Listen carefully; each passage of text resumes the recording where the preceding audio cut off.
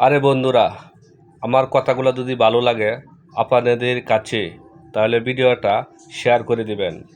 আগামীকাল 14ই ফেব্রুয়ারি, অনেকেই বলতাছে এটা নাকি ভালোবাসা দিবস। আরে ভাই, আমি সেটাকে সাপোর্ট করি না। আমার সাথে যারা আছেন এটাকে সাপোর্ট করবেন না, ভিডিওটা শেয়ার দিয়ে দিবেন। কারণ হচ্ছে, একটা মুসলমান হিসাবে 14ই ফেব্রুয়ারি ভালোবাসা দিবস এটা কখনো হইতে পারে না। আমরা এটা পালন করব না। যেসব ছেলে মেয়ে ফুল কিনতাছে এবং এটাকে পালন করতেছে, সাবধান হয়ে যান। এটা কখনো বাস্তবতা না।